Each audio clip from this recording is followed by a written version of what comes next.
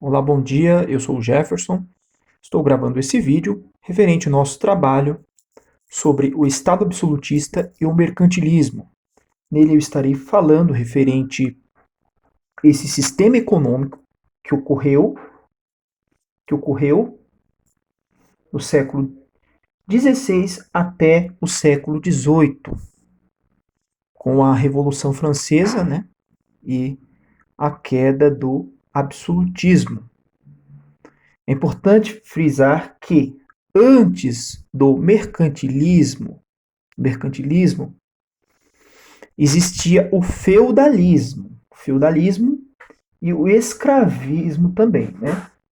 O feudalismo era o sistema econômico que vigorava na Idade Média, do século V ao século XV.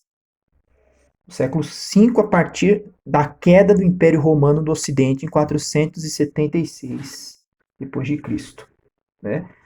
No feudalismo, a sociedade ela era regida pelos feudos, né, os senhores feudais. Os feudos eram as propriedades rurais. Senhores feudais, aqueles que tomavam conta, os proprietários, né? Então existia o sucerano, que era alguém da realeza, da monarquia, que colocava ali, né, alguém da burguesia, um vassalo, para tomar conta das posses a mando da realeza. E existiam os servos, que eram aqueles que trabalhavam ali em condições praticamente escravas, né? Então, antes, como eu já disse, do feudalismo existia o escravismo, né? Posteriormente, antes da Idade Média, né? E existiam outros também sistemas econômicos, né? Como o socialismo, o capitalismo, né? Frisarei mais a questão do capitalismo, né? Mas existe também o socialismo, né? Do século também ali 18, com as ideias de Karl Marx e Engels. Então, vamos lá, vamos à nossa leitura e eu vou estar contextualizando melhor. O Estado absolutista e o mercantilismo. O auge da centralização monárquica. Você se lembra que a partir do século XII, para quem não sabe, século XII é o ano de 1100, sempre conta um ano à frente o século. Várias regiões da Europa tinham iniciado o processo de formação dos estados modernos. Essa mudança estava relacionada a um conjunto de transformações sociais, econômicas e culturais que ocorriam no período, como o revigoramento do comércio e das cidades, o questionamento do poder da igreja, a difusão das ideias humanistas e o fortalecimento da autoridade do rei.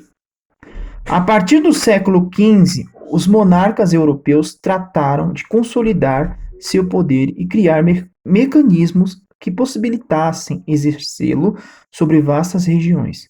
Para isso, criaram impostos e moedas de circulação nacional e constituíram uma burocracia formada por funcionários administrativos, encarregados de fazer valer as decisões do soberano em todo o reino. Além disso, os reis formaram exércitos permanentes e profissionais, subordinados à autoridade da coroa. O fortalecimento do poder real atingiu seu ponto culminante nos séculos XVI e XVII, com o regime absolutista. O absolutismo significou a grande concentração do poder político nas mãos dos reis, numa época em que o comércio se expandia e a burguesia acumulava riqueza. Um fator também que contribuiu para fortalecer os reis foi a reforma protestante. A divisão do cristianismo enfraqueceu o poder do Papa nos países católicos. A igreja foi colocada sob as autoridades dos reis. Então aqui estamos falando, né, sobre a centralização da monarquia, com seu regime do mercantilismo.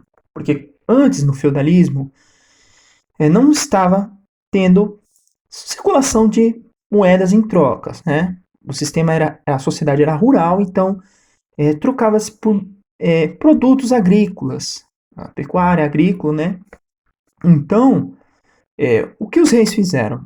dos reis, a partir com a queda de Constantinopla, século XV, em 1453, começou-se a contar a Idade Moderna, né? Acabou a Idade Média. Então, assim, os reis eles começaram a centralizar poder, o poder político, né? E econômico, no sentido da circulação das moedas em espécies, ouro. Foi um período também marcado, do século XVI em diante, pelas navegações, como a colonização do Brasil aqui no século XVI, da Espanha também, Portugal. Então, começou-se a buscar ouro, né? Minério e tudo mais. E a centralização do poder ela ficou na mão dos reis, né? Com absolutismo. O absolutismo, o rei, ele detinha todo o poder absoluto. Daí o nome absolutismo, né? Então, assim, nós temos, né, as partes também que compunham ali, né, o primeiro estado, que era o clero, que é a parte religiosa, que era o papa, os cardeais, os bispos, padres, né? E também que era o primeiro estado. Né? O segundo estado era formado pela monarquia. Os reis, os duques, as condessas, princesas, condes, né? Os membros da casa real. Então, o primeiro e o segundo estado, eles não pagavam impostos, né, de muito poder. Quem pagava imposto era o terceiro estado. O terceiro estado ele era constituído por uma parte abastada, que era os burgueses, né, os burgueses, e também pelos plebeus, que eram os pobres, os camponeses, né. Então, assim, o Estado absolutista era isso, né. Ele implantou seu sistema econômico mercantilismo, derrubando assim o feudalismo. Feudalismo, né. E outro fator muito importante pro mercantilismo foi também a questão da reforma protestante do século XVI com Lutero. Martinho Lutero, porque a partir daí houve um rompimento, né, da Igreja Católica, embora já existiu um rompimento no século XI, 1044, com a Igreja Ortodoxa, né, a Igreja Católica Ortodoxa, com sede em Constantinopla. Mas não implicou tanto assim, né? Mas, no caso, quando Lutero rompeu com Roma, ele recebeu o apoio da burguesia, porque a burguesia ela tinha muito interesse, muitas propriedades que eram da igreja, tudo mais, e se enfraqueceu muito o clero, né? Enfraqueceu muito o clero. Então isso também é um ponto importante, né?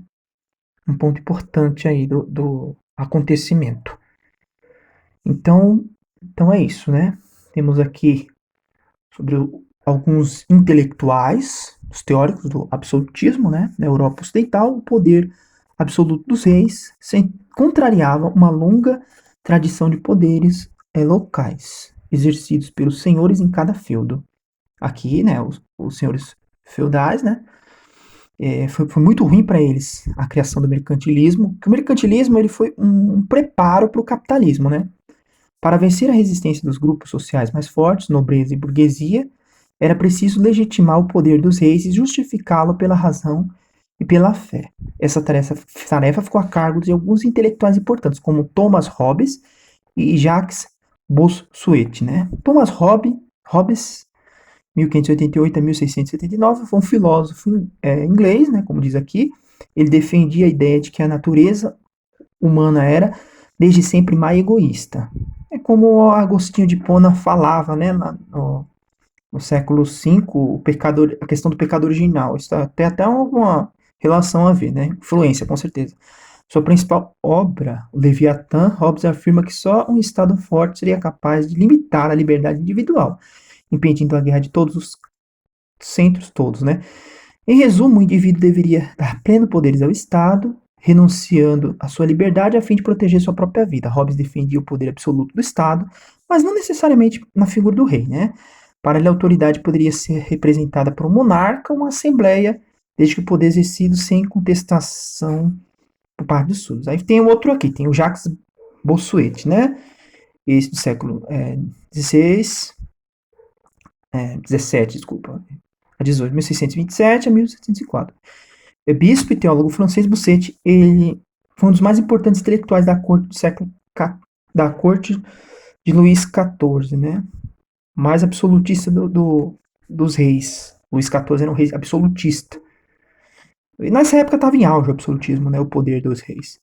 Em seu livro Política Tirana da Sagrada Escritura, você desenvolveu a doutrina do direito divino dos reis, segundo a qual o poder soberano expressava a vontade de Deus, sendo o poder monárquico sagrado a qualquer rebelião contra era criminosa.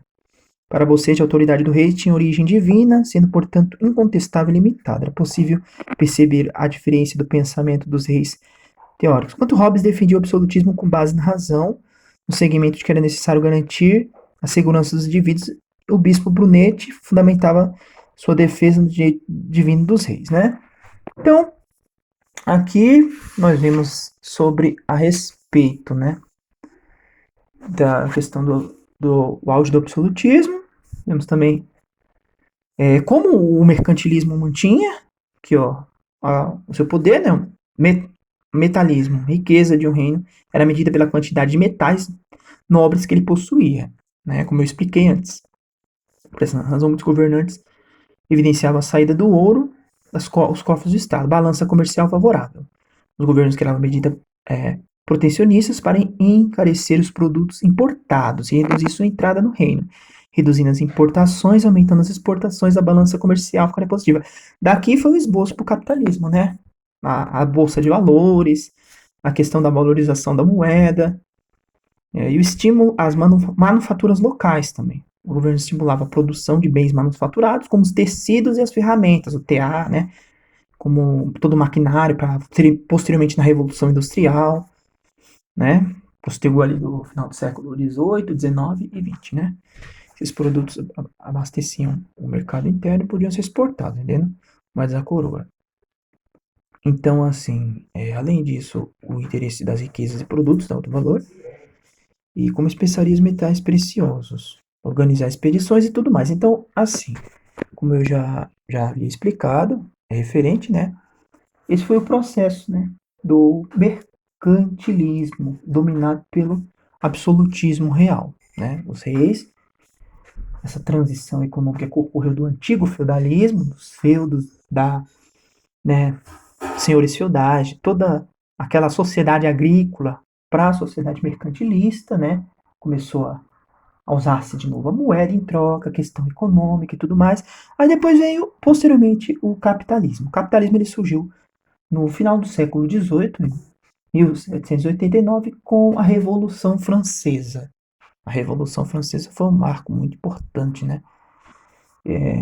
Foi a transição do final do mercantilismo para o capitalismo, com ideais iluministas. Os iluministas foi um movimento filosófico, como Rousseau, né, John Locke, Voltaire, que eles, né, questionavam muito essa questão dos abusos do rei, cobrando altos impostos, não cuidando bem da população, a monarquia, né?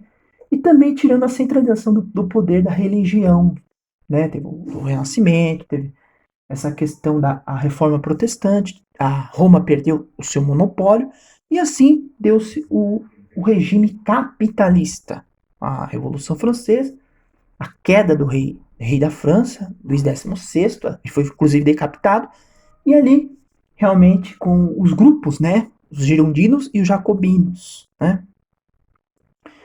Marx Pierre, Robespierre, né, os girondinos eram os burgueses que estavam insatisfeitos com os reis, os jacobinos eram os plebeus, os pobres, né, que também se uniram com a burguesia para derrubar o rei. Né? Daí também surgiu o conceito de direita e esquerda. Os girondinos à direita e os jacobinos à esquerda, a comuna, né, como dizem, né? E outros intelectuais, né, como Adam Smith também, que consolidou bastante o liberalismo econômico, a questão da liberdade de comércio, né? Edmund Burke também, da questão do conservadorismo também, né, da cidade antiga, e principalmente a questão da Revolução Industrial. A Revolução Industrial, como eu já disse, foi a modernização do maquinário. Surgiu na Inglaterra, né?